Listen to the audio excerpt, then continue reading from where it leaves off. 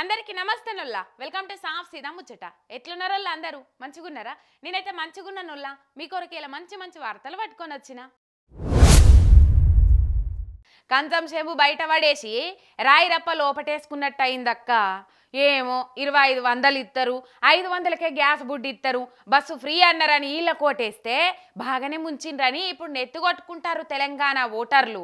ఇక ఏడికి పోయినా కాంగ్రెస్ వాళ్ళను నిలదీయని జనాలు ఉంటలేరు. ఇక కావాలన్నట్టు చూడుండ్రు మీరే. అందరికీ రుణమాఫీ చేసినాం, 100కు 200% రుణమాఫీ చేసి అన్న మాట నిలబెట్టుకున్నాం అని మస్తు వేకుతాండ్రు కాంగ్రెస్ వాళ్ళు.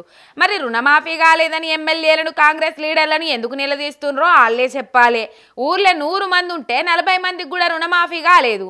ఇది ఎక్కడి పద్ధతి అని తుంగతుర్తిలో ఎమ్మెల్యే మందుల సామ్యాలను రౌండప్ చేసి ఎట్లా నిలదీస్తుండ్రో చూడుండ్రి. 2 లక్షలు మాయపడినారు కదా, మరి అన్నప్పుడు మాట అంటున్నప్పుడే ఉండాలి అని చేయలేదు. చేయకపోతే ఈ జనం పట్టుకోలేక పడలేక అని ఉంది. చేస్తేనేమో చేయదు, లేకపోతే నువ్వు 2 అన్నావు, 2 చెయ్యి. 2 2.5 3 చెయ్యకు. సర్పంచ్ ఓటు ఒక్కటి మహిళా రైతులు అడిగే క్వశ్చన్లకు జవాబులు చెప్పలేక నీళ్లు నమ్మలేండు సామ్యాలన్న.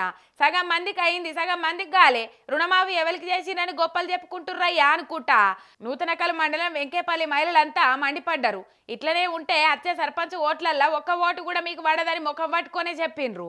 అంటే ఎంత రగిలిపోయి ఉన్నారో జనాల నిలదీతలు చూస్తే అర్థమవుతుంది. కానీ విజయోత్సవాలని క్లౌడ్ 9లో ఊరేగుతున్న సీఎం సార్కైతే తెలుస్తలేదు. బలవంతంగా బాసింగం గడితే పెళ్లి పిల్లగాడైతాడా అన్నట్టు బలవంతంగా విగ్రహాన్ని తెచ్చి మంది మీద రుద్దుతే ఎవరికైనా తల్లి అనే భావన వస్తుందా? కడుపులో లేని పాయిరం కావలిచ్చుకుంటూ వస్తుందా? కేసులు పెట్టి భయపెట్టించినంత మాత్రాన సర్కారోళ్ళు పెట్టిన విగ్రహము తల్లి అనే ఫీలింగ్ను పుట్టిస్తుందా? ఏమున్నా ఎద లోపటికి వెళ్ళి రావాలే గాని గమ్మతున్నారు వీళ్ళు. ఆత్మాభిమానానికి ఆత్మగౌరవానికి తెలంగాణ పెట్టింది పేరు. ఇక్కడ ప్రతి ఒక్కరు రేషన్ గల్లోళ్ళే ఉంటారు. ఎవరో బలవంతం చేసి అధికారంతో అనగబట్టి చెప్పించినా అది మనసు లోపటి మాట కాదు. ఇప్పుడు తెలంగాణ సర్కారు విగ్రహం మీద చేస్తున్న రాజకీయం గట్లనే ఉన్నదంటుండ్రు తెలంగాణ భావనను అణువణువున నింపుకున్నోళ్ళు. మేము పెట్టిన విగ్రహమే అసలైన మాత అని జీవో తెచ్చి బలవంతంగా జనాల మీద రుద్దే ప్రయత్నం చేస్తుంది మన సర్కారు. మేము పెట్టిన మాత మాత కాదంటే వాళ్ళ మీద కేసులు పెట్టి లోపటేస్తాం జాగ్రత్త అని బెదిరిస్తుంది. ఇది ఎట్లున్నదంటే వెనకట్టుకో మహారాజు ఉండేనట. ఆ తిక్కల మహారాజు పబ్లిక్ వగలంతా వండుకోవాలి, రాత్రంతా మేల్కొని పనిచేయాలని రూలు పెట్టిండట.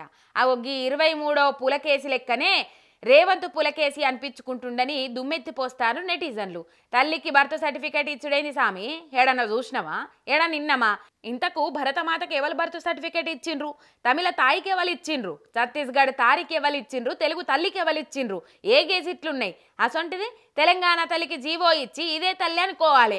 కాదంటే కేసులు పెడతామనుడు ఏ తీర్ల ప్రజాస్వామ్యం అనిపించుకుంటుందో కాంగ్రెస్ వాళ్ళే చెప్పాలి. సరే, సగటు సామాన్య గృహిణి లెక్కనే విగ్రహం పెట్టినామంటారు. మరి ఆ విగ్రహంలో ఏమన్నా గృహిణి కళ ఉన్నదా? గుండెల మీద చెయ్యేసుకొని కాంగ్రెస్ వాళ్ళని చెప్పిమనుండ్రి. ఎంతమందికి నచ్చిందో విగ్రహం? తెలంగాణ తల్లి విగ్రహం మార్చే అక్కరేమున్నదని పెద్ద ప్రశ్న కదా.